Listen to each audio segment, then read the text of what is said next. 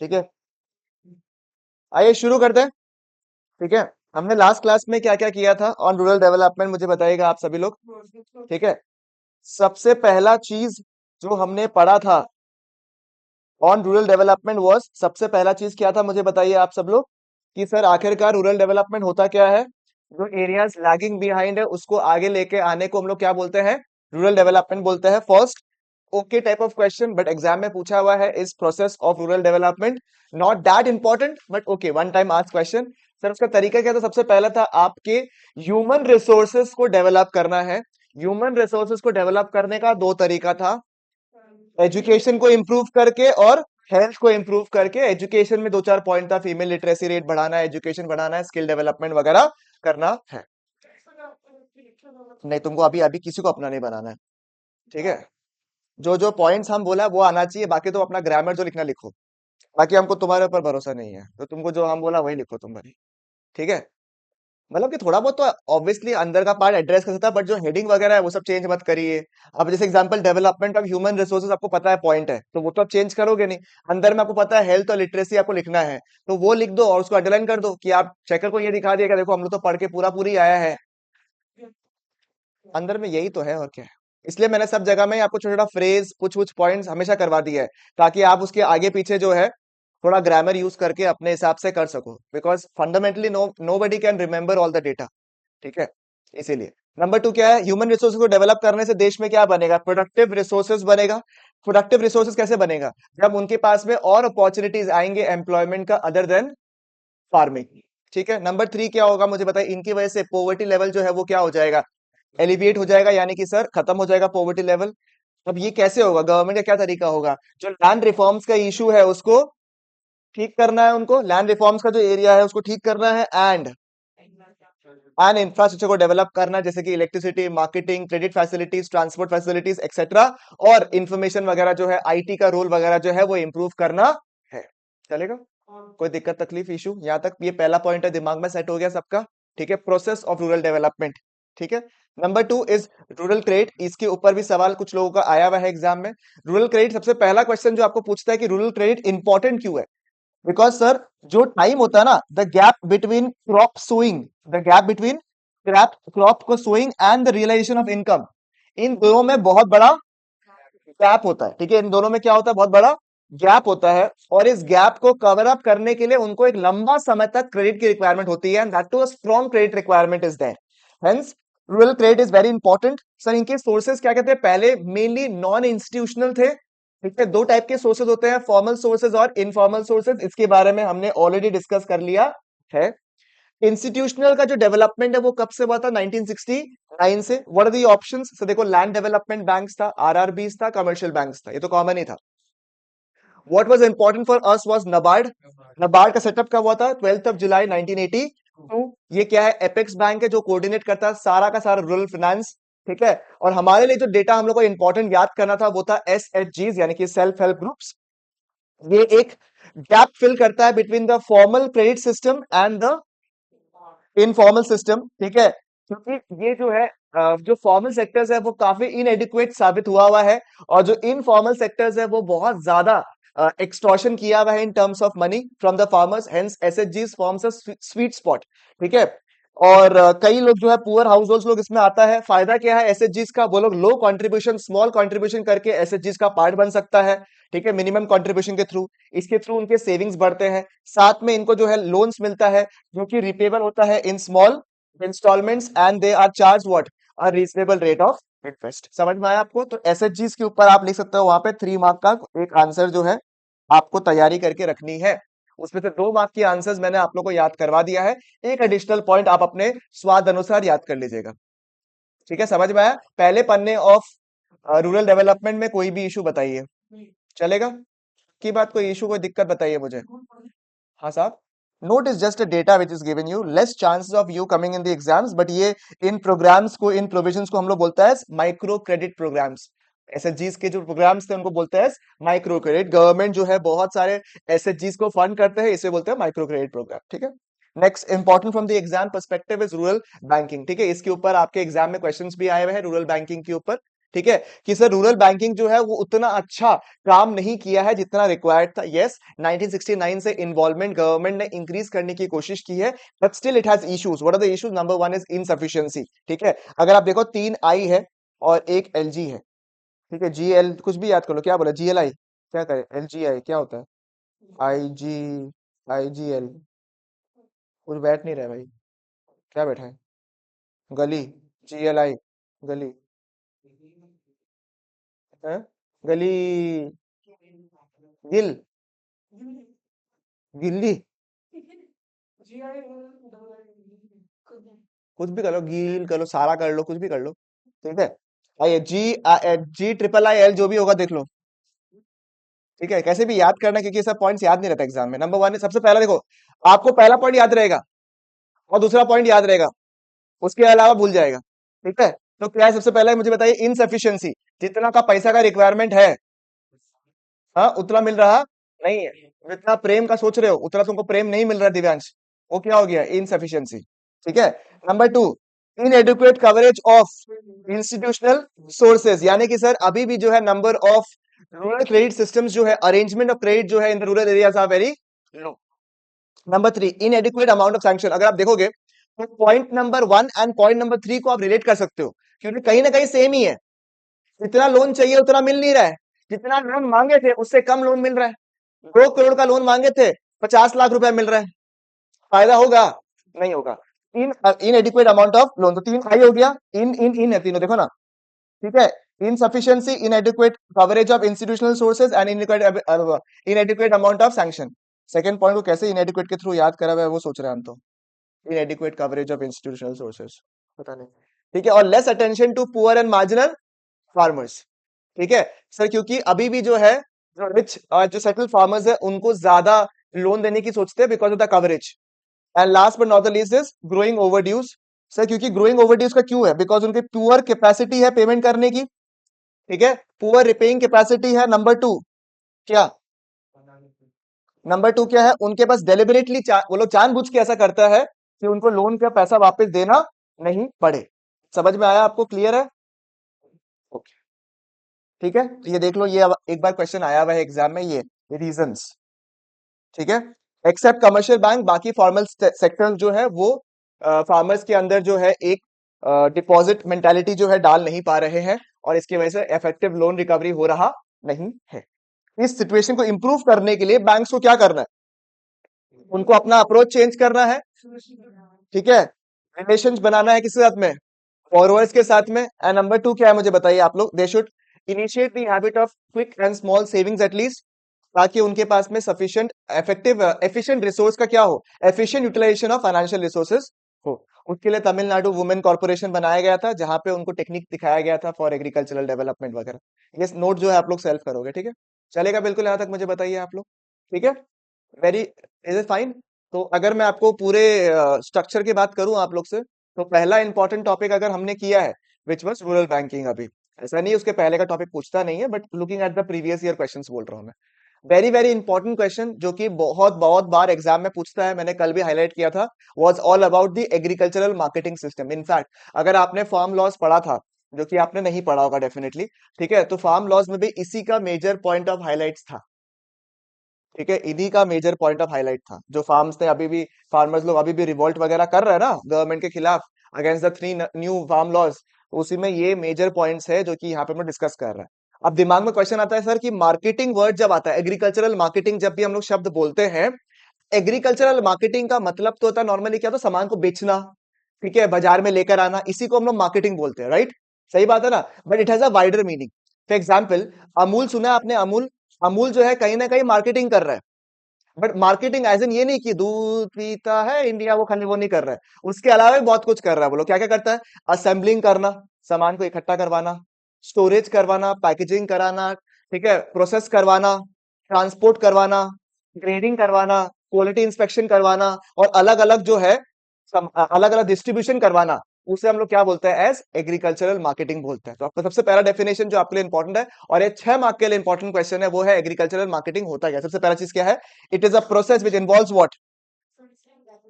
assembling, storage, process, transportation, packaging, grading and distribution of the different commodities across the countries. क्या क्या है देखिए, बताइए मुझे। असेंबली करना, स्टोर करना, प्रोसेस करना, ट्रांसपोर्ट करना, पैकेज करना, ग्रेड करना एंड डिस्ट्रीब्यूट करना। ये एक प्रॉपर ऑर्डर में नहीं है। आप सबसे पहले क्या करेगा, सारे के सारे फार्मर्स का जो प्रोड्यूस है उसको एक साथ अपने पास लेके आएगा, असेंबल करेगा सबसे पहले, उसके बाद उसको स्टोर करेगा, उसके बाद उसको प्रोसेस करेगा। ठीक है, सही बात है ना। एएसपी हो गया आपका। ठीक है, असेंबली करेगा, स्टोरेज करेगा, प्रोसेस करेगा। प्रोसेस के बाद क्या करेगा, पैकेजिंग करता नहीं, या तो प्रोसेस करने के बाद ग्रेडिंग करता है, माफ करेगा, ग्रेडिंग करेगा। आप तो कोई चाय पत्ती का फैक्ट्री गया है, आप देखा है उसमें जैसे वो निकलता है उसके बाद वो ग्रेडिंग करता है कि जो सबसे हाई क्वालिटी का वो एक बास्केट में गिरेगा, आई मीन जो कंटेनर में गिरेगा, दूसरा जो दूसरा में गिरेगा, इस तरीके से ग्रेडिंग होता है ताकि तीनों के हिसाब से जो है दाम रहेगा उसका। ठीक है, ग्रेडिंग होगा। फिर उसके बाद क्या करेंगे, पैकेजिंग करेंगे। फिर पैकेजिंग करके फिर क्या करेंगे, ट्रांसपोर्ट करेंगे और फिर बाकी लोग को डिस्ट्रीब्यूट करवा देंगे। ठीक है, सामान आया, जिसका इसका फैक्ट्री है, वो लोग के लिए बड़ा आसान है, चीजों को असेंबल करना है, फिर क्या करना है, स्टोर करना है, फिर क्या करना है, प्रोसेस करना है, ग्रेड करना है, पैकेजिंग करना है, ट्रांसपोर्ट करना है और डिस्ट्रीब्यूशन करना है। ठीक है, बड़ा सिंपल सा चीज है। ठीक है, कोई दिक्कत नहीं है, कोई इशू नहीं है। बट मोस्ट लाइकली आप लोग मिस नहीं करोगे इस वाला पॉइंट्स को, बहुत रेयर चांस है। एटलीस्ट 6 पॉइंट्स याद रहता है जनरली जो देखा गया है ट्रेंड। ठीक है, चलेगा। अब मुझे बताइए प्रॉब्लम्स क्या क्या फेस कर रहा है फार्मर्स लोग। Number one, manipulation by the big traders. ठीक है ना, इतना इंपॉर्टेंट टॉपिक नहीं है ये वाला। ठीक है, जो 3 पॉइंट लिखा हुआ ना उतना इंपॉर्टेंट नहीं है। ठीक है, ये वाला पॉइंट सबसे पहले क्या, बिग ट्रेडर। देखो अब क्या होता है आपको पता है, डोमिनोज, फिर आपने सुना होगा जैसे कि क्या था और ब्रांड, डोमिनोज हो गया, मैकडोनल्ड्स हो गया, बर्गर किंग हो गया, सबवे हो गया। आपको तो सबवे का अगर प्याज खत्म हो जाएगा तो नीचे जाके कांदा लेके आएगा वो लोग कि भैया कितना दिया भाई जी, ऐसे करेगा क्या वो लोग? नहीं, वो लोग क्या करता है, they have direct contacts with, जैसे अभी गुवाहाटी में तो it's not in a very big scale, तो लोग हो सकता है कि कोई स्पेसिफिक वेंडर से ले लेता है वो लोग। अदरवाइज नॉर्मली जो ये बड़े बड़े होते हैं ना, हाइंस केचप वगैरह जितने होते हैं, ये सारे के सारे ना फार्मर्स के जो फार्म्स होते हैं ना उसका डीलिंग कर लेते हैं, पूरा का पूरा फार्म का पहले से ही कॉन्ट्रैक्ट कर लेते हैं। जब वो लोग का प्रोडक्शन शुरू हो रहा होता है उसी के पहले से, आपको पता होगा मैकडोनल्ड्स जो है अपने आलू का प्रोडक्शन जो है उसको एग्जैक्ट वैसा ही आलू चाहिए, इसके लिए वो पहले से ही फार्मर से उसका जमीन जो है उसका पहले ही सौदा कर लेता है वो, कि देखो हम जो प्रोडक्शन होगा, अच्छा होगा बुरा होगा जो होगा, उसका हम एक दाम दे रहा है आपको। ठीक है, अब उससे फायदा क्या होता है, बड़ा ट्रेडर्स जो है वो एक बार में पैसा दे के पूरा का पूरा प्रोड्यूस ले लेता है। अब फार्मर्स भी ना नहीं बोल पाता क्योंकि उनको पता है कि थोड़ा नुकसान हो रहा है मेरा इसमें, पर वो ना नहीं बोलता, क्यों? क्योंकि उसको अपफ्रंट पैसा मिल रहा है या उसको एक श्योर पैसा मिल रहा है, तो वो पहले से थोड़ा खुश रहता है कि चलो हाँ ठीक है पैसा मिल रहा है। तो इससे क्या होता है, बड़े ट्रेडर्स जो होते हैं ना, ये बड़े बड़े ट्रेडर्स जो होते हैं, ये लोग थोड़ा मैनिपुलेट कर लेते हैं, ये लोग काफी कम दाम में जो है पूरा का पूरा फार्म ले लेता है।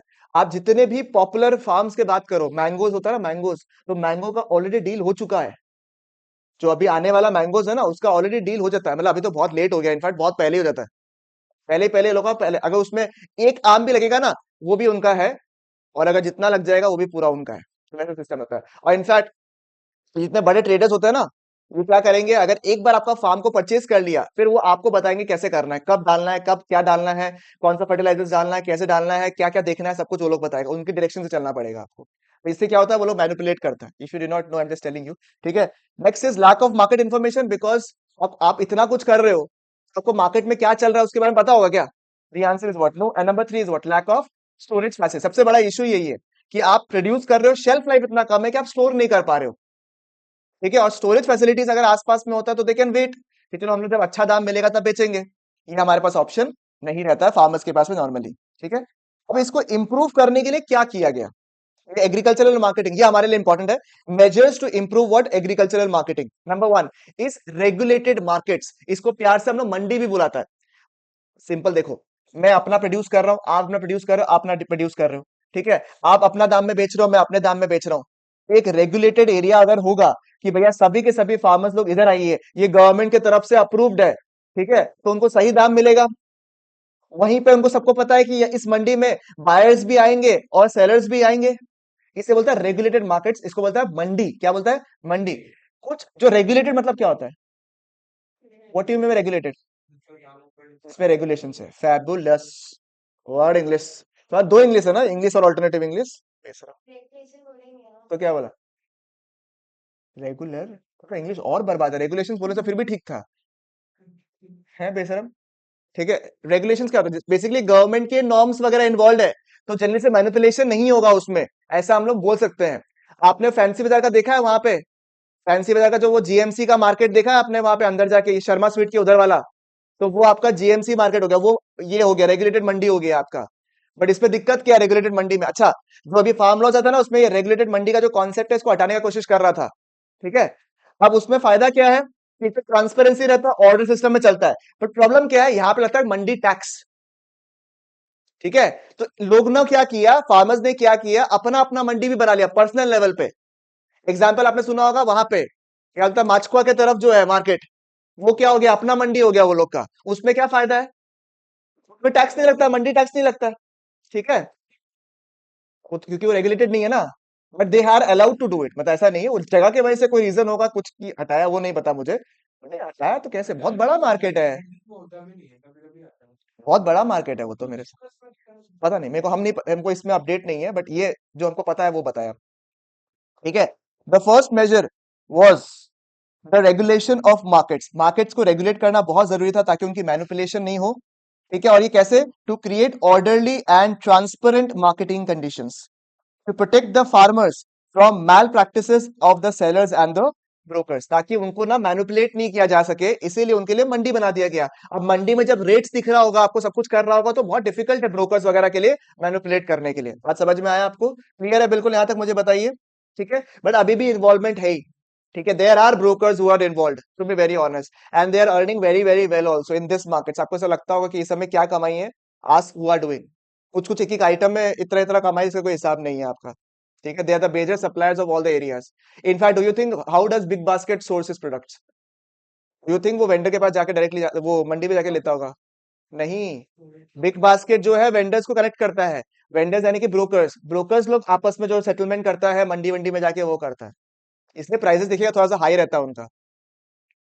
ठीक है। बात समझ में आया आपको? तो इनका regulation of the markets is very important, ताकि ऑर्डरली एंड ट्रांसपेरेंसी क्रिएट हो जाए, ताकि मैल प्रैक्टिसेस में फायदा हो सके। Number two is what, infra facilities. Problem is what, storage.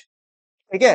Problem is what, storage. Extreme temperature होने से हम क्या करें, ये सब तो इश्यू है ना, उसके लिए क्या सोल्यूशन है? इंफ्रा फैसिलिटीज डेवलप करना, फिजिकल फैसिलिटीज डेवलप करना, जैसे रोडवेज, रोड्स हो गया, क्या हो गया, रोडवेज और रोड्स लिखा हुआ है, रेलवेज होगा, ये रेलवेज होगा। ठीक है। रेलवेज है, फिर वेयर हाउसेज है, गोडाउन्स है, कोल्ड स्टोरेजेस है, प्रोसेसिंग यूनिट्स है, ताकि वो लोग कुछ कर सके। ठीक है। गवर्नमेंट थोड़ा सा बुलिश भी होकर रखा है इसकी तरफ, ऐसा नहीं कि नहीं कर रहा है कुछ भी, but it's still slow than what is expected. Number three is what, cooperative marketing. इसके ऊपर 2 मार्क का सवाल पूछ सकता है आपसे, 2 या 3 मार्क का सवाल। ठीक है। कोऑपरेटिव मार्केटिंग क्या है, अमूल का बेस्ट एग्जांपल है। अमूल ने क्या किया? अमूल इज अ कंपनी और what? First of all clear that it is not a company, it is a cooperative society, first of all. ठीक है। It is not a company. उसमें क्या किया अमूल, कौन सा पता है आप लोग को? आप लोग फाइनेंस का बच्चा, मतलब कॉमर्स का बच्चा लोग है बेशरम लोग। बोलो। बेसिकली ऑलमोस्ट, मतलब ठीक ठाक बोला है इसने। सारा फार्मर्स को बोला कि आप लोग अलग अलग जगह जाएगा, produce farmers I mean sorry, जितने ग्वाले हैं उनको बोला कि आप लोग अपने अपने गायों को बेचते हो। ठीक है। दूध वगैरह बेचते हो, आपका रेट अच्छा होता नहीं होता, क्वालिटी मेजरमेंट कुछ नहीं होता, उससे अच्छा सारे के सारे जो है आप मेरे पास लेके आओ। अगर आपको दिक्कत आ रहा है तो आप हमारे फार्म में हमारे प्रोसेस में करवा के दो आप। ठीक है। और सारे के सारे दूध जो है, जो भी अदर अदर आइटम्स है, उसको एक जगह इकट्ठा करता है, बाकी सारा काम वो लोग करता है, मार्केटिंग वगैरह सब कुछ करता है। और जो पैसे आते हैं वो आपस में जो इनके मेंबर्स है उनमें बांट देते हैं लोग। ठीक है। तो it is a cooperative society work, cooperative society, they are cooperating and working together. ठीक है। तो ये बहुत काम आता है कोऑपरेटिव मार्केटिंग। इससे फायदा क्या होता है, individually everybody does not have to market, there is a common brand name which is working out, वो सारा का सारा काम करता है। ठीक है। तो यहाँ पे कह दो, aim of the cooperative marketing is to realise what, fair price, it is realise what, fair price for the farmers market. Under this, the marketing societies are formed. क्या सोसाइटी बनता है, marketing society. Amul is an example. ठीक है। Are form by the farmers to sell the output collectively, ताकि उनको अच्छा दाम मिल सके, to sell the output collectively, to take the advantage of collective bargaining in order to obtain what, better price. For example the milk cooperatives of Gujarat, इसको उस समय white revolution भी बोला था। ये जो अमूल का जो रेवोल्यूशन था उसको व्हाइट रेवोल्यूशन भी बोला था। ठीक है। और व्हाइट रेवोल्यूशन नहीं, डेयरी में था, ये ऑपरेशन फ्लड था मेरे हिसाब से शायद, ये ऑपरेशन फ्लड जो था वो वाला नहीं, इस ये जो आया था उस समय, ये जो आया था ना उस वक्त, तो ये प्रोसेस जिसकी वजह से बहुत अच्छा कलेक्टिव मार्केटिंग हुआ था, उसको बोलता है। ठीक है ना? समझ में आया आपको, चलेगा? देखिए एक बार के लिए, क्योंकि ये इंपॉर्टेंट है कोऑपरेटिव मार्केटिंग, इसलिए एक बार के लिए वापस से पढ़ेंगे क्या है। सर कोऑपरेटिव मार्केटिंग का सबसे पहला है एम क्या था, मुझे बताइए सबसे पहला एम क्या था, मुझे बताइए। To realise what, fair price मिले उनको, फेयर प्राइस मिले। नंबर टू, इसमें होता क्या है, सबसे पहला एम क्या है, फेयर प्राइस मिले। और उससे होता कैसे, ये लोग कलेक्टिवली आउटपुट को बेचता है वो लोग, ताकि उनका कलेक्टिव बार्गेनिंग का फायदा हो, ताकि उनको फेयर प्राइस मिल सके या बेटर प्राइस मिल सके। ठीक है, इस तरीके से आप ब्रेक कर दो। जैसे इसमें देखो, आपको सब कुछ याद नहीं करना है। आपने अगर फेयर प्राइस वर्ड याद कर लिया तो आगे पीछे आप कर सकते हो अपना part. Number two is what, they sell their output collectively, they sell their outputs together. इस तरीके से भी आप लिखोगे तो काम हो गया। नंबर, उससे फायदा क्या होगा, पहला हो गया कलेक्टिवली, नंबर टू हो गया कलेक्टिव बार्गेनिंग, नंबर थ्री हो गया ऑब्टेन बेटर प्राइस, खत्म। हाँ साहब, मार्केटिंग में तो सब कुछ ही आ रहा है ना। ठीक है, नेक्स्ट, डिफरेंट पॉलिसी इंस्ट्रूमेंट्स। ठीक है, और क्या क्या पॉलिसी इंस्ट्रूमेंट्स का इस्तेमाल हुआ है फॉर एग्रीकल्चरल मार्केटिंग को इंप्रूव करना। नंबर वन इज एमएसपी, ये भी फार्म लॉज में आया था कि एमएसपी को हटाना है, मिनिमम सपोर्ट प्राइस। ठीक है, गवर्नमेंट ने क्या कर दिया, हाँ, उनको एमएसपी के वजह से गवर्नमेंट को काफी बार जो है there's a huge burden that comes up due to MSP, तो उसकी वजह से थोड़ा नेगेटिव क्रिएट हो रहा है इसकी वजह से। बोलो बोलो, कर लेना, मार्क कर लो एक बार, इसलिए तो मैंने बोला ना, दो तीन एक्स्ट्रा कुछ जो एडिशंस हुआ है वो सब हम लोग पढ़ लेंगे लास्ट में। कोऑपरेटिव मार्केटिंग का बेनिफिट्स, भी दो तीन पॉइंट पढ़ लेंगे उसमें, इधर लिख लो बगल में, यहाँ लिख लो एड बेनिफिट्स, यहाँ पे दो तीन पॉइंट देखने से हो जाएगा बस खाली। अब और पॉलिसीज के, एमएसपी आपको पता है ये गवर्नमेंट एक मिनिमम प्राइस सेट कर लेता है, जिसके वजह से फार्मर्स जो है उनको एटलीस्ट उतना पैसा मिल जाएगा, willing to pay an amount the grains from the farm. Generally grains का मार्केट में बहुत देखा गया है। ठीक है, number two is maintenance of buffer stock. The Food Corporation of India, FCI, सुना आपने। ठीक है, FCI Food Corporation of India जो है purchases the wheat and the rice at the procurement price, जो प्राइस में वादा किया है उस प्राइस में वो लोग खरीदता है। And they maintain the buffer stock in order to maintain a stability in the prices. कुछ ऐसा सामान है जो बड़ा डेलिकेट है, अब ब्रोकली का प्राइस ऊपर नीचे हो जाएगा उतना फर्क नहीं पड़ेगा, बट चावल दाल का जो प्राइस अगर वो बढ़ जाएगा कम हो जाएगा तो बड़ा दिक्कत हो जाता है। इसलिए बफर स्टॉक की तरह रख लेता है procurement price, so that there is a maintenance of stability, कि अगर कोई सोचो टेम्परेचर ऊपर नीचे हो गया, वेदर अच्छा नहीं रहा, तो भी हमारे पास enough stock as safety stock है। नेक्स्ट, पीडीएस सुना आपने, public distribution system. I have seen one in Bholumukh वाला area, where they offer the products, normal products at a lower price. तो क्या बोलता, मैं भूल गया, राशन कार्ड का सिस्टम, यस, राशन कार्ड वाला जो सिस्टम है ना वही है पीडीएस। ठीक है, पब्लिक डिस्ट्रीब्यूशन सिस्टम। ठीक है, ये network of ration shops and fair price shops है, जहां पे असेंशियल गुड्स जो है they are sold below the market price. उसके अलावा ये तो गवर्नमेंट ने किया, ये सारे पॉलिसीज कौन इंस्टॉल किया, गवर्नमेंट ने लेकर आया। उसके अलावा और क्या क्या मार्केटिंग चैनल्स है, number one origin of farmers market, जो मैं आपको बोला ना माचकुआ का एग्जांपल, वो किससे निकाला, वो गवर्नमेंट निकाला क्या, नहीं, आपस में फार्मर्स ने निकाला। तो फार्मर्स ने अपना मंडी जो है ये सब निकाला। they started to boost the small farmers by providing them direct access to the consumers and eliminating the middleman, example अपनी मंडी इन पंजाब हरियाणा राजस्थान एक्सेट्रा। एंड बहुत सारा नेशनल इंटरनेशनल कंपनी जैसे डोमिनोज हो गया, पिज्जा हट हो गया, ये सारे कंपनीज जो है फार्मर्स से डायरेक्टली आपका वो कर रहा है, एंटर कर रहा है, ताकि उनको अच्छा दाम मिल सके। अच्छा, ये प्रो है। वन ऑफ द लॉज जिसमें हम लोग प्रोटेस्ट किया था वाज दिस ओनली, कि अगर हम लोग ये मंडी हटा देंगे, हम लोग ये सब सारा पॉइंट हटा देंगे अगर, तो ये जो बड़े बड़े एमएनसीज है ना ये आराम से मैनिपुलेट कर लेंगे आपको। और अगर आप लोग नहीं मानोगे इनके टर्म्स एंड कंडीशंस को, क्योंकि इतना तो पढ़ा लिखा होता नहीं है ना कोई भी, तो आपके बहुत सारे लंबा टर्म्स एंड कंडीशन के साथ में कर दोगे, और अगर आप बाई चांस फंस गए, तो they have a proper legal team, they have a proper legal cell. तो वो आप जब लीगली लड़ाई करने आएगा तो आप सकेगा क्या उनके साथ में, तो वो सबको डर, उस सबके डर से ये लोग बोल रहे हैं कि आप ये सब इंप्लीमेंट मत करो। In fact the major point of the farm laws was to remove the intermediaries.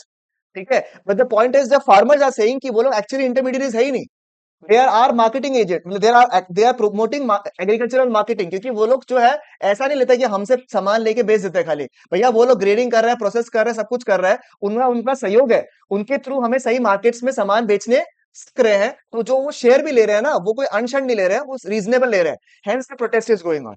बात समझ में आया आपको, चलेगा, वेरी इंपॉर्टेंट, आप लोग प्लीज रीड करेगा, पीछे का कुछ कुछ और पॉइंट्स है ये। अ, जो आपका एमएनसीज के आने की वजह से क्या होता है, the farmers are to cultivate the farm products and desired quality, they provide them not only the seeds and also the other inputs to assure that the procurement of the produce is as per the pre-decided price, reduces the price risk of the farmers and expand the, ठीक है, इसको पढ़िए पहले फटाफट, I am giving you 5 minutes, पहले पढ़ लीजिए agricultural marketing वाला पॉइंट जो है दादा, उसको आपको पॉइंट को खुद ही दिमाग में सेट करना है।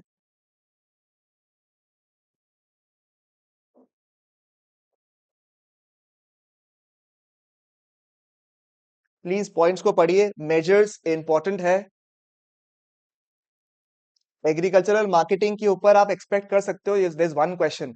अच्छा, एग्रीकल्चरल मार्केटिंग के ऊपर केस स्टडी बन के भी सवाल आता है, तो आपको मतलब जानना जरूरी है कि हो क्या रहा है एग्रीकल्चरल मार्केटिंग में।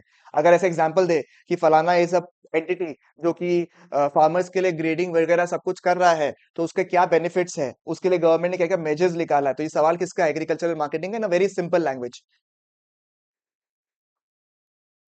ठीक है, आपको समझना पड़ेगा क्या क्या पॉइंट्स है इसमें। देखिए, 3 पॉइंट तो मेजर्स का है गवर्नमेंट की तरफ से, क्या क्या है। एमएसपी वाला पॉइंट कहाँ है, डिफरेंट डिफरेंट पॉलिसीज। पहले तो 3 पॉइंट ऊपर के कौन से, regulated markets, infra facilities and cooperative marketing.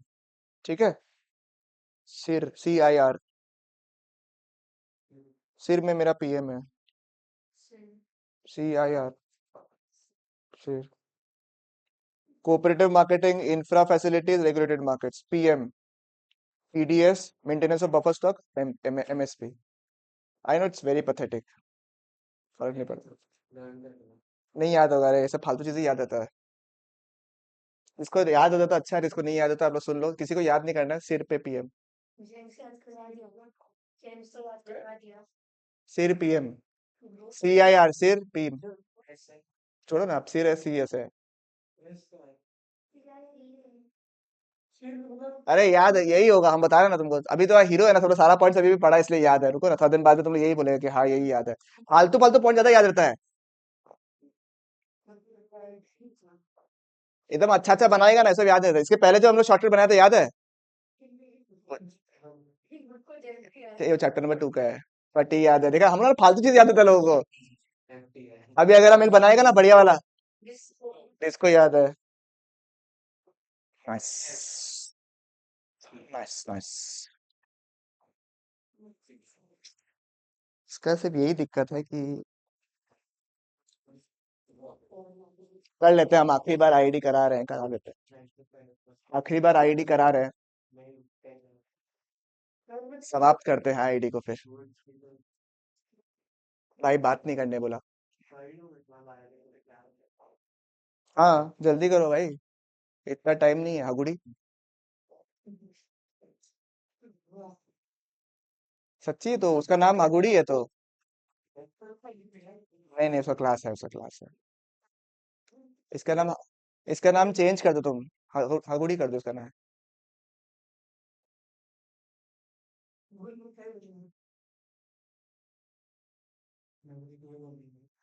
अच्छा, ये क्लास के लिए झूठ उठ नहीं बोलता, हम देखा है। बोला था, बोलता है ना ये। यस, झूठ नहीं बोलता, यस झूठ नहीं बोलता।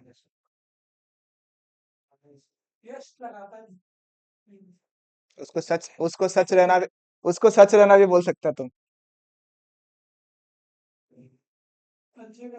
यश, यश के लिए क्लास आना is a better option.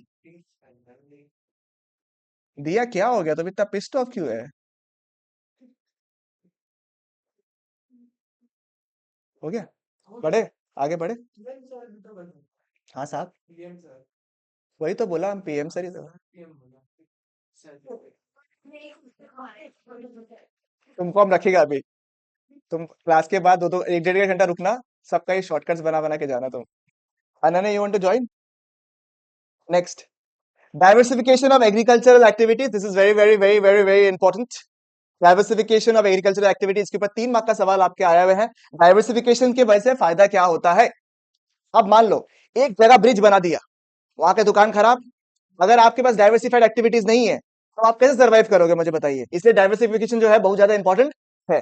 Diversification होने से फायदा क्या होता है, greater risk is dependent exclusively, ठीक है, there is a greater risk in depending exclusively on what, farming. अगर आपका पूरा पूरा सब कुछ तन मन धन सब कुछ किसमें लगा हुआ है, फार्मिंग में, तो बहुत ज्यादा रिस्क इन्वॉल्व रहता है उसमें, exclusively on farming.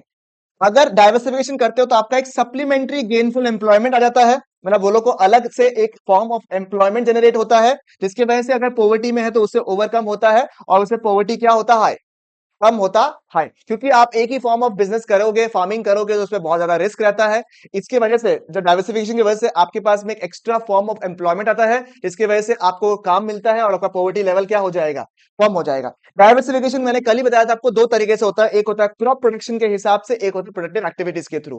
Crop production मतलब अलग अलग क्रॉप उगाना, उगाना ही बोलता है ना, हाँ ठीक है, कल्टीवेट करना, मल्टी क्रॉपिंग सिस्टम इसको बोलता है। सिंगल क्रॉपिंग से किसमें जाना है आपको, मल्टी में। ठीक है, समझ में आया आपको, क्लियर है बिल्कुल यहाँ तक। सिंगल क्रॉप से कितना जाना है, मल्टी क्रॉप में जाना है आपको। और प्रोडक्टिव एक्टिविटीज में क्या है, आपको उन एक्टिविटीज में इन्वॉल्व होना है जो कि नॉन एग्रीकल्चरल सेक्टर्स है। बात समझ में आया आपको, क्लियर है बिल्कुल यहाँ तक, मुझे बताइए। सर नॉन फार्म एक्टिविटीज का क्या इंप्रूवमेंट क्रिएट करता है for rural diversification. Number one क्या लिखा मुझे बताइए। There is a greater risk in depending exclusively on farming for the livelihood. Non farm employment provides productive sustainable livelihood options to the rural areas. पहला point क्या लिखा है, productive sustainable livelihood, पहला point तो ये है। Number two, most of the agricultural employment activities are dependent on a particular season, एक season के ऊपर डिपेंडेंट है। And due to this people remain unemployed for a certain season. Generally जो agricultural activities है वो कुछ सीजन ड्रिवन है या नहीं है, तो उसकी वजह से क्या होता है, कुछ सीजन्स में आपका ऑक्यूपेंसी लेवल बहुत ज्यादा होता है, बाकी सीजन्स में आप क्या होता है, फ्री रहते हो, तो आपकी तो भाई खर्चे तो है ना। Number three, the output of the non farm sectors acts as an input for the large scale industries. आपके जो ये नॉन फार्म एक्टिविटीज है उसके थ्रू ये सोर्सेज बन सकता है किसका, large scale industries का। Number four, non-farm activities have several segments. Some segments of the non-farm activities possesses the dynamic linkage to permit what, healthy growth. मतलब through this, देखो ये एग्जाम में आज तक पूछा नहीं है, हेंस मैं इसको स्टार मार्क करके रख रहा हूँ। नहीं दिख रहा है,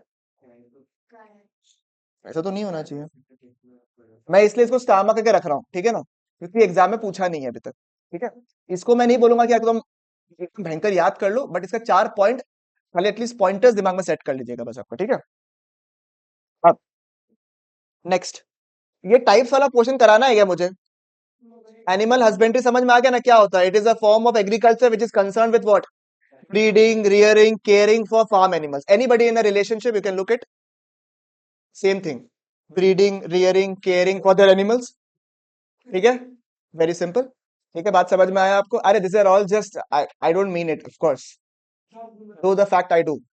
ठीक है, दैट्स राइट। ठीक है भाविक, सब कुछ ठीक है, तुम्हारे भावनाएं सारे ठीक है, ओके। ब्रीडिंग, रियरिंग एंड, अरे भावना तुम ठीक है या नहीं, माना कैसे है, okay. Breeding, rearing and caring for farm animals, इसमें क्या होता है, इंडिया जो है सबसे बड़ा है, पता ही है। India owns one of the largest livestock population in the world, I can see it. ठीक है, next, livestock protection provides increasing stability in income and food security, of course it does. Income security होता है और food security होता है, ठीक है। अरे नहीं, तुम देखो मेरा बताता हूँ, अगर तुमको दूसरा वाला इंसान बहुत शिद्दत से पसंद है और तुम लॉन्ग टर्म सोचता है, तो भैया तुम बहुत मेहनत करने वाला है, तुम अपने आप को स्टेबल करेगा। ठीक है, और टाइम पास है क्या, छोड़ो क्या है फर्क पड़ता है, दो आएंगे दस आएंगे, ऐसा कॉन्फिडेंस में आप जी रहे हो, कोई नहीं आता, लड़का लो। ठीक है, तो अच्छा, अच्छा क्या अच्छा काम करता है नहीं दिया। अब मानो तुम्हारा तुमको कोई पसंद आ गया, मान लो एग्जाम्पल, ठीक है, जरूरी थोड़ी ना आए, पर अगर आ गया तो साला इंसान जो उसका स्टैंडर्ड होना चाहिए नहीं होना चाहिए, ठीक है, क्वालिटी होना चाहिए नहीं होना चाहिए। किसी भी लफंगा को उठा लेगा क्या तुम, नहीं उठाएगा ना तुम, देखो हम बोला तुमको, यश तो वैसे क्यों देख रहे हैं हमको, इसका मुंह देखा था एक के लिए। आइए, livestock production increases what, the stability in income and food security. Livestock sector provides alternative livelihood to over 70 million small and marginal farmers. India का पोल्ट्री जो है अमाउंट्स टू 60, कितना, 61% है क्या, नया बुक पे देखो तो, पोल्ट्री कितना है अपना, 61, इसको कट करो ना, 58 से 61 कर दो। और कोई डेटा चेंज हुआ है क्या, आरो की बात डेटा चेंज हुई से नहीं रहा है, ठीक है। टेयरिंग क्या होता है, टेयरिंग, इसको अपन व्हाइट रेवोल्यूशन भी बोलते हैं। इसके ऊपर एक मार्क का सवाल पूछा हुआ है, ठीक है, व्हाइट रेवोल्यूशन पहला बात क्या है, टेयरिंग है। सिल्वर रेवोल्यूशन भी दिया हुआ है क्या, क्या होता है इसमें, एक क्या है सिल्वर रेवोल्यूशन, लिख लो भाई, लिख लो, silver revolution is egg, I also do not know. Silver revolution लिख लो भाई, एग एग, अंडा अंडा अंडा, अंडा अंडा, व्हाइट रेवोल्यूशन क्या है? डेयरिंग के ऊपर है। इसमें क्या होता है? Breeding, raising and utilisation of dairy animals for the production of milk and its various milk products. ठीक है, मिल्क प्रोडक्शन को इंक्रीज हुआ था because of the Operation Flood. ये भी एक मार्क का सवाल पूछता है। ठीक है, सॉल्व है क्या? Yes sir. तो इन्होंने क्या किया था इस ऑपरेशन फ्लड के थ्रू? ऑल द फार्मर्स जो है वो अपना मिल्क प्रोड्यूस को पूल कर रहा था, मतलब एक साथ लेके आ रहा था, ताकि वो लोग कलेक्टिवली जगह बेच सके, ताकि उनको अच्छा प्राइसेस मिल सके। That is exactly what the milk cooperatives, Amul वगैरह किया था। वही प्रोसेस को अपन ने ऑपरेशन फ्लड बोला था। ठीक है, इसके अलावा और कोई डेटा दिया हुआ है क्या? मैंने जानबूझ के इसमें कुछ कुछ पैराग्राफ जो है ना छोटा करने की कोशिश की है। तो हो सकता है कि आपको संदीप पर में ये वाला पार्ट से एक्स्ट्रा डेटा मिल सकता है, मैं डिनाई नहीं करूंगा आपको। And I will highly suggest, ये बुक जो है ना ये नहीं फॉलो करके, ये पुराना है ना, ये थोड़ा पुराना लग रहा है मेरे को। ठीक है, इसमें ना आप लोग एक बार नया बुक को रेफर कर लीजिएगा आईडी के लिए ना। ठीक है, ठीक है, just for questions and all, जो एक्स्ट्रा ऐड वैड हुआ है एटलीस्ट उतना तो कर लीजिएगा, क्योंकि मैंने देखा है कि पुराने बुक पे क्वेश्चंस थोड़े कम दिए हुए किसी किसी पब्लिश में। ठीक है, फिर फिशरीज, फिशरीज आप लोग सेल्फ कर लीजिएगा यार, जो मेरे लिए इंपॉर्टेंट है वो करा देता हूं आप लोग को। ठीक है, हॉर्टिकल्चर में आ जाइए, इंपॉर्टेंट है from the exam perspective. Golden revolution क्या है? ब्लू तो फिशरीज का नहीं है क्या? लिख लो भाई, फिशरीज के बगल में ब्लू रेवोल्यूशन। हमको ऐसा लग रहा है दिल्ली का मेट्रो बनाया है लोग। Blue line, red line, green line, blue revolution. Golden revolution में भी ट्विस्ट है। एक में कई भी बोलता है वो लोग, मेज का प्रोडक्शन भी बोलता है, कॉर्न का। और यहाँ पे हॉर्टिकल्चर के लिए भी लिखा हुआ है, तो कलर का क्लियरेंस नहीं हुआ ना। ठीक है, नेक्स्ट आइए गोल्डन रेवोल्यूशन। ठीक है, उसमें क्या? हॉर्टिकल्चर। ठीक है, it is horticulture not the otherwise. ठीक है, थिंक। तो हॉर्टिकल्चर क्या है मुझे बताइए आप लोग। ठीक है, ग्रीन रेवोल्यूशन इसमें क्या होता है? It is the art and science, of course it is an art and science of what? Cultivating fruits, veggies, flowers, medicinal and aromatic plants, spices and plantation crops. Basically क्या, जितना का आप लोग का खरीदने में जो वो फटता है, वो सारे आइटम्स को आप लोग किसके अंदर डालते हैं? हॉर्टिकल्चर के अंदर। ठीक है, बात समझ में आया आपको? क्लियर है बिल्कुल? यहां तक मुझे बताइए आप लोग। It contributes to 1/3 of the value of agriculture product and 6% of the world GDP. ठीक है, अच्छा क्या बोलता है अल्ट्रा रिच आइटम, तो क्या बोलता है, नाम भूल गया। हम्म, बोलता है वो एक्सपेंसिव डाइनिंग को क्या बोलते हैं, भूल गया मैं, क्या वर्ड है। हाँ, कौन कौन सबवे गया हुआ है? उसके ऑपोजिट में दुकान है, मैं उसका नाम क्या भूल गया। एसेंशियल नहीं, चलो, ये अलग तो क्या, गरीबी। ठीक है, 1/3 ऑफ हो गई ना कुछ दुकान तो हो गई ना यार, कम से कम 1/3 ऑफ द एग्रीकल्चर प्रोडक्ट्स, क्या एकदम दिमाग से निकल गया, एंड 6% ऑफ द जीडीपी। ठीक है, तो इसका वर्ल्ड प्रोडक्शन में क्या, India is the largest producer of what? Variety of fruits like mangoes, bananas, coconuts, cashew nuts and number of spices. Second largest producer of fruits and vegetables in the entire world. It has help to improve the economic conditions and ये बहुत ज्यादा women employment को जो है बढ़ाया है। Again I tell you, ये data अगर मैं पूरी तरीके से अवेलेबल नहीं है, आप लोग सिर्फ इस पार्ट को संदीप से देख लीजिएगा। पता नहीं मैं ऐसा फ्लो में क्यों बोला आपको। Next is important from the exam perspective. In fact दोनों के जो लास्ट टॉपिक्स बचे हुए हैं अभी, बस ये डन, ऑलमोस्ट दो टॉपिक खत्म एंड देन ये चैप्टर इज डन। ठीक है, दोनों ही टॉपिक जो है वो आपके एग्जाम के लिए वेरी वेरी वेरी इंपॉर्टेंट है। I tell you the reason. पहला बात तो आईटी के ऊपर सवाल आया हुआ है, और ये थोड़ा नया टॉपिक है ना, तो इसके ऊपर ये टॉपिक थोड़ा सा इंपॉर्टेंट बनता है। बहुत बार सैंपल पेपर्स का पार्ट भी बना है ये आईटी वाला question. Number two is organic farming जो है आपका, वो 2 अटेम्प्ट से नहीं था पहले, तो it's like a return back, Honey Singh coming back, because important. समझ में आया आपको? चलेगा बिल्कुल यहाँ तक? ठीक है, हाँ। इंफॉर्मेशन टेक्नोलॉजी कैसे आईटी का रोल इंपॉर्टेंट है क्या? क्यों इंपॉर्टेंट है? अभी चल रहा है इसलिए? क्या है, समय रहना है क्या? अरे आईटी का क्यों रोल इंपॉर्टेंट है, समझेगा बात को। आपका क्रॉप का जो सोइंग होता है वो एक्स पीरियड में होता है, उसका कल्टीवेशन जो होता है एक्स पीरियड में होता है, क्वालिटी हम लोग बहुत सालों बाद जान पाते हैं, कुछ महीनों बाद जान पाते हैं। It's a huge gap. If there is no scientific process involve, it will never come to know. ऐसा पता चलेगा जब भैया जब लास्ट तक आ गए, रियलाइज हुआ कि ओ शिट, क्या हुआ, हमारा तो ये गलती हो गया था, ये कीड़ा खा गए, ये दिक्कतें आ गई, उस समय रिवर्सल का कोई ऑप्शन ही नहीं है। इसलिए आईटी का रोल बहुत ज्यादा इंपॉर्टेंट है इस सेक्टर में, एंड इनफैक्ट बहुत सारा टॉप लेवल, ठीक है, people are coming in developing IT structures for developing the agricultural situation in India. ठीक है, IT refer to the branch of engineering. पता है आपको आईटी क्या होता है? ठीक है ना, आइए what are the important points? Through appropriate IT tools, government has been able to predict the areas of food insecurity and vulnerability. कहाँ पे भैया फूड की रिक्वायरमेंट है, कहाँ पे उपजाऊ इस बार खराब हुआ है, कहाँ पे ज्यादा हुआ है, वहां से यहाँ ट्रांसफर कर देते हैं. उससे क्या होगा, कहीं पे भी प्रोडक्शन ऑफ फूड का इशू नहीं होगा. It also has a positive impact on the agriculture as it circulates information. Sir क्या क्या इन्फॉर्मेशन सर्कुलेट करता है कि टेक्नोलॉजी नया नया क्या क्या आ रहा है, प्राइजेस क्या है, वेदर क्या होगा, सॉइल कंडीशंस क्या होगा, एक्सेट्रा. इनफैक्ट कई लोगों ने I have met in personal level, that's why मैं बता रहा हूँ आप लोगों को. ठीक है, when I had gone to Bangalore also I have met them in person because I wanted to meet them. Luckily I got a meeting with them. They have developed drones वगैरह, उन्होंने डेवलप किए हैं, developed a software where the drones जो है you don't have to even go to the farm also. The drones जो है they hover around the farms, not to protect from, वो तो है ही, वो तो रीजन सही, but to look at the, मेरे को ऐसा लगा कि बेसिक होगा.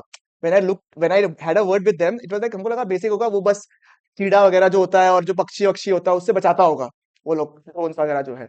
But when I met them it was like कि ड्रोन्स जो है पूरा सर्विलेंस करता है, और ड्रोन्स आपको बताता है कि आपका अभी सॉइल क्वालिटी कितना है, वाटर का इंटेक कितना चल रहा है, क्या रिक्वायरमेंट है, कौन सा प्लांट किस जगह ब्रीड कर रहा है, कौन सा में जगह में कहाँ ज्यादा प्रॉब्लम आ रहा है जिसकी वजह से हमारा प्रोडक्शन खराब होगा. इन द नेक्स्ट 3 मंथ्स का कैस्केड में कितना डेवलपमेंट होना चाहिए, हुआ नहीं हुआ, कंपैरिजन क्या है. ठीक है, एक्सीलेंट वेदर कंडीशंस के हिसाब से कब अच्छा टाइम होगा प्रोडक्शन करने का, किस वक्त पानी डालना बहुत अच्छा है. मतलब क्रेजी था भाई वो आइडिया. मतलब हमको अच्छा लगा, और वो बंदा लोग जो है वो अपना फुल फ्लेजेड एमएनसीज का जॉब छोड़ के ये काम करने आया है. मतलब नेक्स्ट लेवल, मतलब ऐसा लगा था कि भाई ये फ्यूचर है, होता है ना देख के. एंड दे वर लाइक कि हम लोग ये काम में पूरा प्रॉपर्ली इन्वेस्टेड है, we have developed this in the last 1.5 years. ठीक है, while we were working and now we are in a almost in a good project to work. मतलब मस्त आइडिया है या नहीं, मुझे बताइए. तो ये सबसे फायदा क्या होगा, new to emerging technologies, prices, weather conditions and etcetera, they are using it. And आपको लगेगा फार्मर्स कहाँ इस्तेमाल करेंगे, they are using all this data. वो लोग समझ पा रहे हैं, वो लोग आके पूछते हैं, वहां पर नॉलेज सेंटर्स बनाया हुआ है, वहां जाके वो लोग पूछते हैं कि क्या होने वाला है, कैसे होने वाला है. क्रेजी. ठीक है, नेक्स्ट.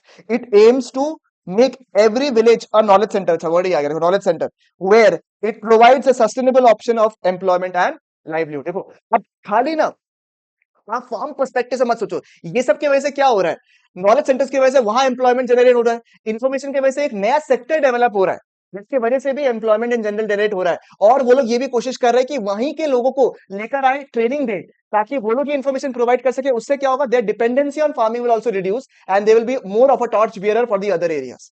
बात समझ में आया आपको, चलेगा बिल्कुल यहाँ तक. तो वेरी इंपॉर्टेंट, ये 4 point is very very very important from the exam perspective. आप मेरे इस क्वेश्चन को डाल सकते हो in the list of my important boards के क्वेश्चन में. ठीक है, आईटी का roll on the development of rural development वाला एरिया में. ठीक है, चलेगा. आईटी टूल्स की वजह से क्या होता है, फूड सिक्योरिटी का जो प्रॉब्लम है वो खत्म हो जाता है. आपको कई सारा इन्फॉर्मेशन मिलता है in regards to what, emerging technology वगैरह, एम्प्लॉयमेंट अपॉर्चुनिटीज बढ़ता है इन द बैकवर्ड एरियाज, और नॉलेज सेंटर्स की वजह से भी इन्फॉर्मेशन भी मिलता है, साथ में एम्प्लॉयमेंट भी बढ़ता है. नेक्स्ट, सस्टेनेबल डेवलपमेंट पता है ना आप लोगों को क्या होता है. ठीक है, ऑर्गेनिक फार्मिंग में क्या होता है आपको पता है, any do you know any place in India which is 100% organic? Any ideas? Guess. Kashmir is not organic at least.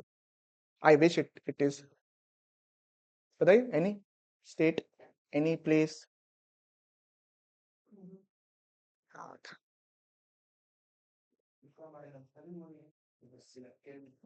Correct. Sikkim is one of the states which is 100% organic in India. ठीक है, तो उससे फायदा क्या हो रहा है उनका, आप देखिएगा बहुत सारा प्रीमियम प्रोडक्ट्स आया हुआ है, और उसके वजह से जो नेट आउटपुट है ना, जो उन्होंने 5-6 साल का लॉस किया था because of the conversion of normal farming to organic farming, वो अभी within a few number of years they have actually doubled and tripled their revenues. Because आप देखना जब भी एक ऑर्गेनिक शब्द आता है, it comes with the premium. And उन्होंने क्या किया पता है, गवर्नमेंट भी बहुत ज्यादा बुलिश था टुवर्ड्स ऑर्गेनिक. उसके उन्होंने क्या किया कि उन्होंने ना फार्मर्स को उस समय रुकने के लिए भी दिया, उनको इंसेंटिव्स भी प्रोवाइड किया जब वो लोग ट्रांजिशन कर रहे थे, साथ में पैकेजिंग वगैरह जो वो कंट्रोल करा. इतना सुंदर पैकेजिंग वो लोग करवा करवा के देता है कि आपको अपने आप देख के लगेगा ये तो प्रोडक्ट प्रीमियम प्रोडक्ट है भाई. ठीक है, तो सबसे बड़ा दिमाग में मार्केटिंग वाला बहुत बढ़िया काम किया उन्होंने. ठीक है, एक केस स्टडी था, मेरे को कभी मिलेगा तो मैं आपको शेयर करूंगा उसमें, सिक्किम का जो है ना, how did they converted it. और उससे फायदा तो है ही, आपको पता ही है, ऑर्गेनिक फार्मिंग की वजह से the quality of the soil again restores back. ठीक है, आइए. Organic farming is a form of agriculture that relies on what, techniques such as crop rotation, green manure, compost and biological pest control. Instead of using fertilizers and pesticides, they are more into organic things. ठीक है, जैसे कि biological pest control कर रहे हैं, compost use कर रहे हैं, मैन्योर यूज कर रहे हैं, क्रॉप रोटेशन यूज कर रहे हैं. फायदा क्या क्या होता है मुझे बताइए सबसे पहले। ठीक है, इकोनॉमिकल फार्मिंग। ठीक है, शुरू शुरू में सब्सिट्यूट करना कॉस्टली है, बट बाद में जब एक बार प्रोसेस सेट हो जाएगा तो ये सारे सामान जो है बड़े सस्ते आते हैं। पेस्टिसाइड्स वगैरह बहुत एक्सपेंसिव आते हैं आपके। ठीक है, ये सारे मैन्युअल वगैरह तो क्या this are naturally available also, इनमें जो कॉस्ट ऑफ प्रोडक्शन है वो बहुत कम रहता है। Organic farming offers a means to substitute the costlier agricultural inputs with locally produced what cheap cheaper organic inputs. Inputs यानी कि जो जो सामान चाहिए होता है फॉर प्रोडक्शन, वो क्या होता है नॉर्मली सस्ता होता है, उससे आप रिप्लेस कर सकते हैं। Number two, generates income through exports, these are highly demanded products outside India. ठीक है, हेंस खूब ज्यादा एक्सपोर्ट होता है, बहुत high quality products from these states move out of India और they give you very high amount of income. ठीक है, number three, provides healthy food. ठीक है, हेल्थ फूड हो गया, ये हेल्दी फूड भी हो जाएगा शायद, मेरे साथ हेल्दी होगा, ये हेल्दी फूड होगा। ठीक है, तो ऑर्गेनिकली ये आपको पता ही है यार कि organically grown food are healthy because it does not contain any contaminants. ठीक है, next, as in contaminants which can affect your body. Next, employment, जहां जहां ये डेवलप होगा, ठीक है, वहां वहां आपको क्या होगा, एम्प्लॉयमेंट बढ़ेगा। एनवायरमेंटली भी ये सेफ होता है। ठीक है, क्योंकि पेस्टिसाइड फ्री से क्या होता है, क्वालिटी ऑफ सॉइल जो होता है वो क्या हो जाता है, वो खराब हो जाता है ना पेस्टिसाइड्स की वजह से। अब पेस्टिसाइड फ्री होने से क्या होगा, क्वालिटी ऑफ सॉइल जो है वो रिगेन करता है अपने आप को। ठीक है, इसलिए जब सदगुरु जी ने भी लिखा था ना वो ऑपरेशन सॉइल है जो भी नाम था उनका, वो यही रीजन से था कि क्वालिटी ऑफ सॉइल जो फर्टाइल लेवल है वो गिर गया है काफी ज्यादा, और इसकी वजह से बचेगा ही नहीं हमारा प्रोडक्शन लेवल बाद में जाके। ठीक है, चलेगा बिल्कुल यहाँ तक। So what are the challenges that you are facing in organic farming? Number one is what, less popular. ठीक है, अभी भी लोगों के पास में अवेयरनेस वगैरह कम है। Number two, lack of infra and marketing facilities. देखो, to be very honest, all these points are written 10 to 12 years ago। ठीक है, मैं अभी डिनाई करूंगा ये सब पॉइंट्स को, but it is given, hence I am just reading it. ठीक है, कोई ऐसा मार्केटिंग एंड अभी दिक्कत नहीं होकर रखा है। लो यील्ड, यस, कंपैरेटिवली जिस स्पीड से बाकी प्रोडक्शन होता है ये मानूंगा कन्वेंशनल फार्मिंग ज्यादा आता है, but over the period of time yield levels also increases. Shorter food life, yes, because it is not being insulated with a lot of items, hence the product life is what shorter and limited choices of crops। ये मैं नहीं मानूंगा because अभी बहुत सारे choices of crops आ गए जहाँ पे ऑर्गेनिक फार्मिंग आ गया। तो the points are given over here, these are old points, but with proper technology and improvement हो जाएगा आपका। अभी तो पानी के अंदर भी प्रोडक्शन शुरू कर रहा है, उसको हाइड्रो हाइड्रो फार्मिंग या क्या बोलता है उसको, जमीन का भी रिक्वायरमेंट नहीं है वैसे। है ना, अभी देखा होगा आपने, आप लोग तो घर में भी सिमुलेशन जैसा क्रिएट करके दे आर ग्रोइंग, सैफरॉन वगैरह उगा रहा है वो लोग सिमुलेशन क्रिएट करके घर के अंदर। सिमुलेशन मतलब समझ में आप, उतना एग्जॉस्ट, उतना एयर प्रेशर, ह्यूमिडिफायर उसको यूज करके they are home growing this things.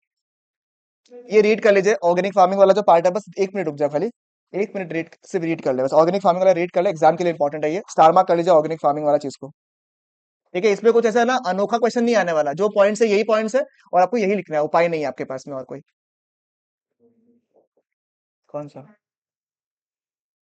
Read कर लेना खाली, ये वही है अप्रेजल वाला पॉइंट नहीं होता क्या लास्ट में, वही वाला ही है। इसको रीड कर ले, जस्ट रीड लिख दो ऊपर में। और कुछ पॉइंट बचा हुआ है देखो तो संदीप कर से। हाँ, ये एक बचा था, और बेनिफिट्स ऑफ कोऑपरेटिव फार्मिंग, और कुछ बचा है क्या?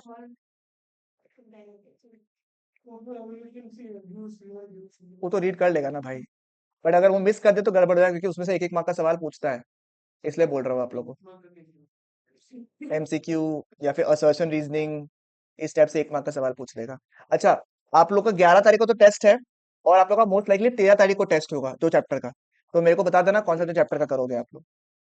तो ही लेगा, क्योंकि 3 तो हो नहीं पाएगा एक दिन के अंदर मुझे लगता है। 1 2 तो नहीं, 1 and something करा लो या 2 and something करा लो, दैट्स फाइन।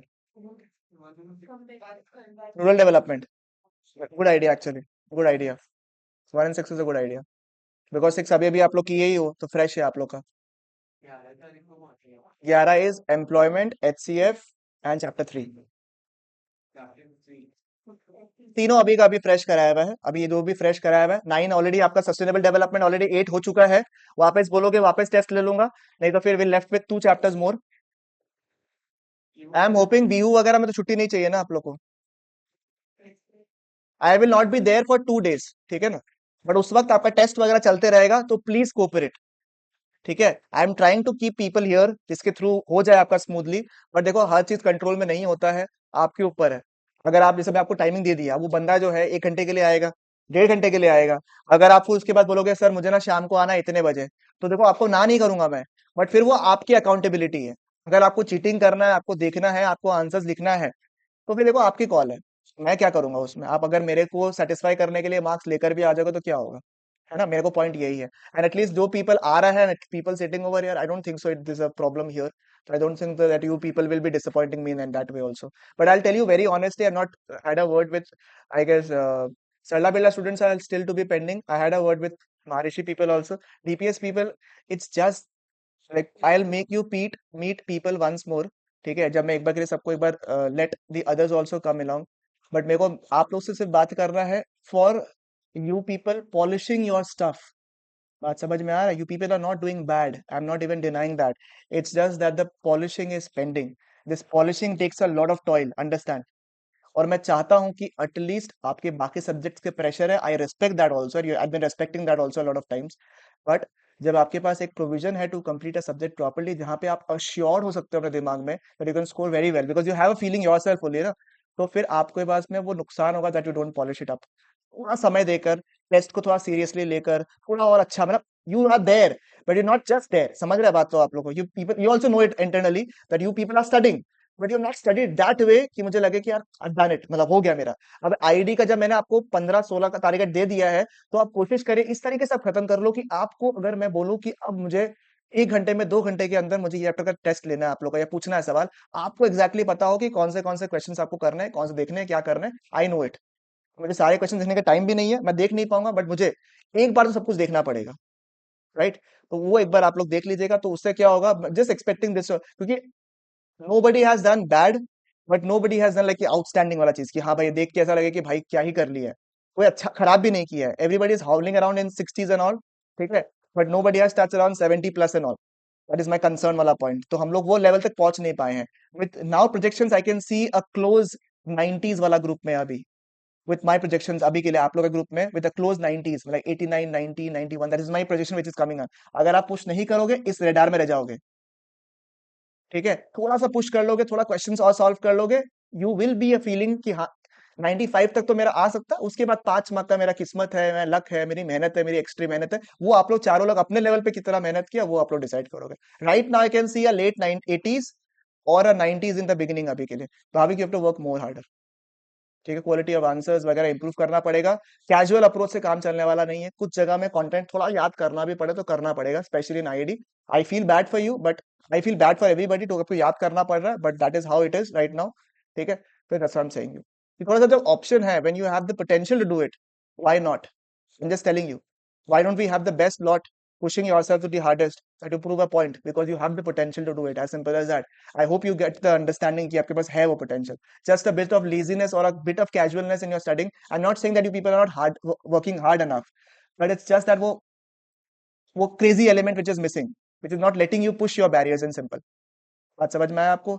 थोड़ा सा हमको तुम lethargic लग रहा है। I need you to push around a bit more. ठीक है, आई जस्ट डोंट वांट कि हाँ ठीक है इट्स फाइन फॉर मी, मेरा आ गया तो आ गया, काम हो गया। इट शुड बी कि तुम्हारा टेरिटरी हिट हुआ है। If you have been overthrown by somebody or some group or someone, you should not be taking it so casually कि हमको कैसे, मतलब how it should bother you. I am not saying it should affect you, but it should bother you कि why is it that is happening. How can you push yourself better that you dominate the group again, because you were dominating but suddenly you are not, and that too and that's my concerning point. तो आपको थोड़ा सा जो problem आ रहा है वो discuss करो, issue जो जो आ रहा है उसको डिस्कस करो। How can I be a part and help you out, because अब जो मेहनत है वो आपके तरफ से भी बहुत ज्यादा है। तो अगर जो भी आपको मदद चाहिए अपने हिसाब से मेरे को बताओ, आप ready to help you guys, but I want better performances. I need a holistic program by the end of 25th of this month कि लगे कि yes, these are the 7 people, these are the 8 people who are giving me the amount of marks from this school. ये मेरे को stress लेने की दरकार नहीं है, अब they have to do horribly wrong for going bad into their exams. ठीक है, तो you should stick with the plan जो मैंने आपको बोला है, पेपर्स करना जैसे मैं आपको बोल रहा हूँ वैसे करना है, एंड थोड़ा थोड़ा जो पॉलिशिंग है वो आप लोग कर लीजिए बस। ठीक है, I am not dissatisfied but I am not highly satisfied also, बीच में अभी हम, मिडिल क्लास वाला जोन है अभी तुम लोग का। बात समझ में आया आपको? आप लोग केस में तो आप लोग को पता ही है कि क्या करना है क्या नहीं करना है, सेम है बॉस।